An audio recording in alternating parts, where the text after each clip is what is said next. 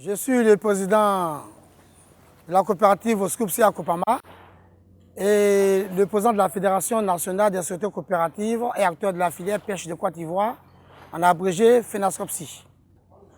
Bakayoko Mamadou, président de la Fédération nationale des sociétés coopératives et acteur de la filière pêche de Côte d'Ivoire, FENASCOPSI, n'a que deux passions dans la vie: l'amour de son pays et tout ce qui touche à la pêche. Son patriotisme, il ne peut l'exprimer qu'au travers de la passion qu'il voit à la pêche, le domaine dans lequel il évolue tel un poisson dans l'eau. Depuis 2 décennies, Bakayoko Mamadou s'est mis au service de la filière pêche dans son pays, la Côte d'Ivoire. Pour lui, il ne s'agit plus seulement de nourrir des populations, mais il s'agit en vérité de transmettre sa passion, d'encourager les jeunes à s'intéresser au métier de la pêche, de les accompagner dans leur insertion professionnelle. Ma passion pour la pêche, vous le constatez, et que d'abord, il faut oser. Il faut aimer le métier, il faut aimer l'activité. J'ai osé, j'ai aimé l'activité, et voilà un peu le résultat qui en ressort. En ce qui concerne mes jeunes frères et mes enfants qui sont ici pour le perfectionnement, parce qu'en réalité, ce sont des élèves de l'Académie des mers qu'on m'a affecté. D'ailleurs, avant eux, c'est les élèves des Grands là-haut. Je leur fais près de 6 à 7 ans que je forme les élèves des Grands là-haut dans la pratique en mer. Et aujourd'hui, ce sont les jeunes de l'Académie des mers que nous apprenons à toucher la réalité des trucs de la mer. Donc aujourd'hui, tous ces jeunes qui sont là, filles comme garçons, nous encourageons à l'activité de la mer, à l'activité de la pêche, nous sommes hommes. Mais nous n'avons pas véritablement une politique claire et nette concernant cette activité.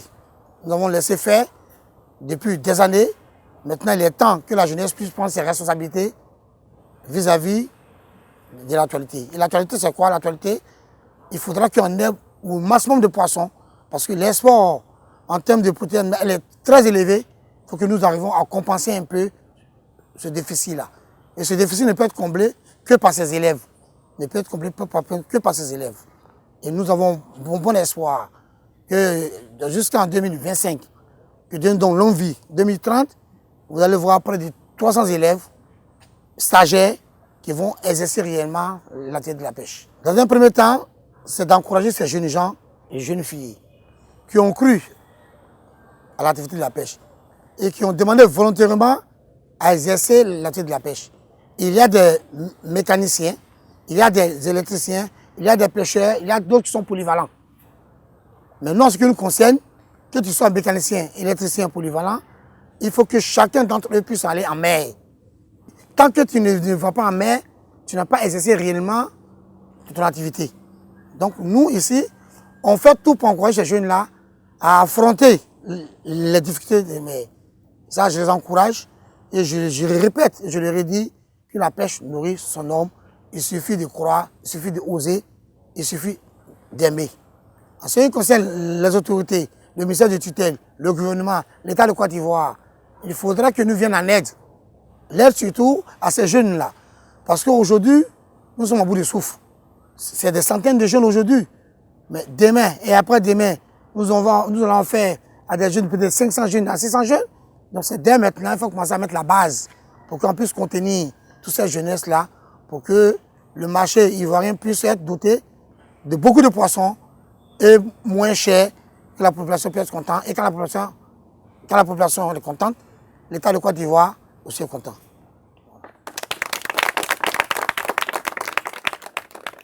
En effet, ils sont nombreux, ces étudiants sélectionnés par l'Agence Emploi Jeunes de Côte d'Ivoire, qui sortent de l'Académie des mers d'Abidjan avec une formation théorique. Pour achever la formation de ces jeunes, l'entreprise Bac et Fils, située dans la commune de Yopougon à Lokodjo, dotée du matériel adéquat, se met donc au service du gouvernement comme un instrument visant à parfaire la formation pratique des étudiants. Dans ce centre de formation aux normes en vigueur, les jeunes sont accueillis à bras ouverts, sans contrepartie et sans contrainte, mais avec beaucoup d'amour, en vue de leur transmettre au quotidien la connaissance de base d'un matelot aux exigences d'un capitaine de navire. J'ai appris beaucoup, ça m'a permis de comprendre beaucoup de choses. Parce que pour moi, on dit travailler dans bateau, c'était pas forcément travailler dans bateau, mais apprendre aussi à fabriquer. Apprendre aussi à fabriquer et pour que demain, on puisse aussi pouvoir fabriquer pour nous-mêmes. Donc la formation en tout nous apprend en même temps le tout. On va apprendre beaucoup de choses dans le milieu que nous sommes. Moi, je suis très satisfaite de ce que j'ai appris et je suis fière du métier que j'ai appris parce que je me suis dit que c'était forcément dans le bureau qu'on peut être heureuse.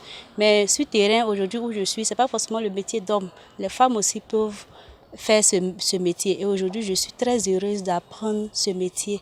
Je veux dire aussi à mes sœurs que vraiment, là, ici où nous sommes là, ce métier-là, ça nourrit son homme. Surtout à la jeunesse ivoirienne. Dans le passé, l'homme pensait que la pêche était simplement d'aller lancer des hameçons dans l'eau pure, recueillir un poisson afin de pouvoir subvenir à ses besoins. Mais en effet, la pêche, elle est vaste. Elle est vaste. Il fallait que nous soyons au sein de l'entreprise Bac et Fils, afin que nous puissions comprendre que la pêche, elle est vaste. Au sein de la pêche, on peut construire des navires. Au sein de la pêche, il y a la mécanique, il y a l'électricité. Au sein de la pêche, il y a beaucoup de départements, il y a beaucoup de compartiments. Et je fais appel à cette jeunesse. Il ne s'agit pas de prendre les diplômes pour aller se cacher peut-être derrière les cabines. Les cabines donnent l'argent, c'est vrai. Aller dans les petits maquis, aller attendre les petites entreprises. Pour dire que le pêcheur qui est là-bas, qu'est-ce qu'il fait? Viens dans le domaine, tu verras que ce métier nourrit son homme. Alors, lorsque les jeunes tous sexes confondus s'attellent à reparer ou coudre un filet, il y a un but bien précis à atteindre. Et lorsque Ruth Koulibaly, cette jeune fille qui normalement avait une peur bleue de l'eau, peut se rendre aisément en mer et rêver de devenir capitaine de navire, on comprend pourquoi elle s'applique dans le mécanisme de manœuvre d'un bateau. Bref, on en a le souffle coupé, car les jeunes étudiants au Bac et Fils nous donnent une leçon de courage et de vie. D'abord, le métier de navigation, pour moi, c'est un grand challenge parce que d'abord, j'ai une phobie de l'eau, j'ai peur de l'eau. Mais c'était pour moi de relever un défi, le fait de venir apprendre la navigation ou bien d'aller en mer, apprendre à pêcher. C'est un grand dilemme, c'était un défi pour moi, je devais relever ce défi. Montrer aussi aux femmes que les femmes peuvent faire ce que les hommes font. Quand tu es sur l'eau, la navigation, tu es en plein air, tout est chic, c'est chic. Surtout quand on est en mer, les vagues, tout ça. C'est également le cas de Marina Gaga, jeune femme courageuse arrivant fraîchement de mer après une longue journée de pêche et d'activité en haute mer. Nous venons de débarquer avec la vedette Tuna. Depuis ce matin à 4 h du matin, nous étions déjà sur la mer. Nous avons commencé par payer les appâts vivants. Il y a des pêcheurs qui sont en mer qui pêchent les appâts vivants et on paye, puis on va dans la mer pour pêcher les albacores.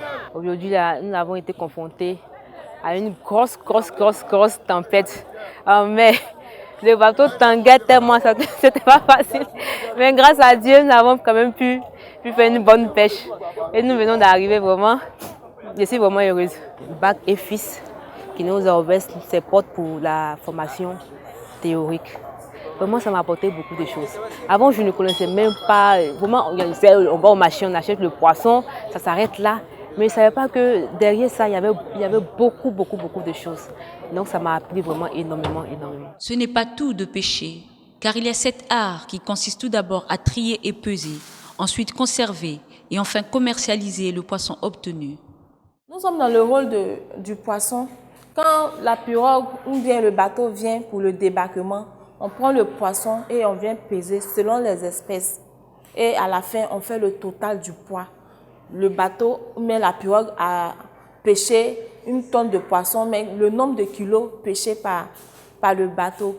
Et quand nous finissons la pesée, voici la chambre froide pour la conservation du poisson. Ici, nous nous trouvons sous l'hangar des marailleuses, celles qui conservent les produits de pêche, notamment les poissons, pour pouvoir les revendre aux clients. Comme vous le constatez, comme je l'ai dit, elles ont nettoyé. Et après, elles ont mis une première couche de glace. Elles ont installé le poisson. Après, elles ont mis la glace encore. Et vous voyez, ça, c'est du sel. Elles ont mis le sel pour que le poisson soit plus dur. C'est comme ça la conservation se fait ici. Le domaine de la pêche, ça rend et ça nourrit parce qu'on utilise ça à la maison et c'est quelque chose que tout le monde mange. En plus, bon, la conservation, c'est pas trop compliqué par rapport aux autres produits et tout ça. Et ça va vite aussi que les autres produits. Donc, du coup, ça me passionne et ça m'intéresse. Déjà, c'est un métier qui n'est pas connu en Côte d'Ivoire.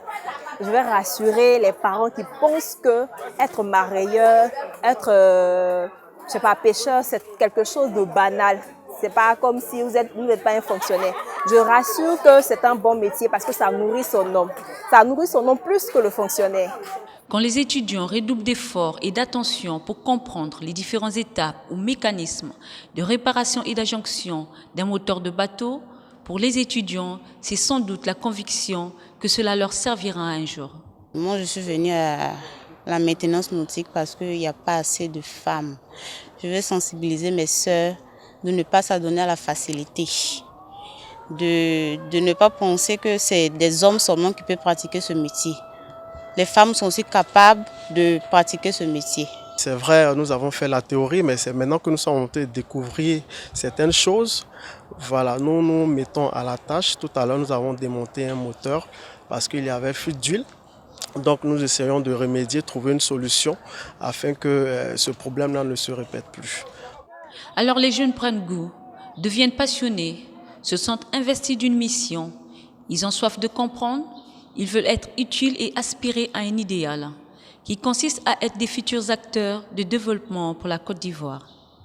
Ainsi, on découvre alors que le poisson, en plus d'être un aliment pour la consommation, renferme beaucoup de richesses et de trésors pour tout jeune en quête d'un lendemain meilleur. Ces jeunes, toujours souriants et confiants, ont adopté la positive attitude de celui qui est devenu comme un père, un frère, un mentor pour eux. On va remercier le gouvernement d'avoir essayé d'entamer cette vision, cette démarche-là, parce que c'est quelque chose qui n'est pas connu. Et nous leur disons merci vraiment. Ensuite, ils ont commencé, il fallait qu'ils terminent. Il ne faudrait pas qu'ils s'arrêtent à nous. Et nous qui avons commencé, il faudrait qu'ils nous enseignent, que nous, les parents qui ont vu que nous sommes venus, sachent réellement que ce n'est pas de l'amusement, que c'est du réel. Et qu'ils ne s'arrêtent pas à nous, qu'ils continuent. On remercie aussi le débarquement, Mohamed VI, et puis Bac et Fils, qui a eu l'amabilité de nous recevoir chez eux et de nous former gratuitement, de nous donner la chance d'aller en mer, aller voir comment ça se passe. Et c'est juste merveilleux. On leur demande aussi de continuer à former les jeunes et puis d'insérer aussi les jeunes pour que ça soit un pilier de développement pour la Côte d'Ivoire. Au niveau de nos autorités, il faudrait qu'eux aussi ils s'impliquent réellement. Il faudrait qu'ils nous aident à vraiment s'insérer dans ce domaine parce que la pêche vraiment nourrit son homme. Et je tiens aussi à ce que nos autorités vraiment viennent en aide à M. Bakayoko, le propriétaire de Bac et Fils. C'est lui qui s'occupe des jeunes, qui fait tout, il mène toutes ces actions afin que, au niveau de la Côte d'Ivoire, la jeunesse s'intéresse à la pêche. Donc j'invite les autorités à lui venir en aide afin que lui aussi il puisse nous aider, nous jeunes de Côte d'Ivoire. Mon patron, M. Bakayoko Mamadou, je le remercie beaucoup parce que c'est quelqu'un qui a l'amour de son pays. À travers son savoir, à travers ses moyens, il met ses moyens à la disposition de la jeunesse pour que la jeunesse puisse apprendre dans tous les secteurs de la pêche. Au niveau de la pêche, au niveau de la marieuse, au niveau de la mécanique, au niveau de l'électricité. Nous sommes ouverts. Des personnes qui sont dévouées dans ce métier, qui veulent apprendre, qu'ils viennent. M. Bakayoko n'a aucune condition. Tu veux apprendre, tu veux accroître ton savoir dans le milieu, tu peux venir sans problème. Nous, on fera le maximum pour que tu sois aguerri.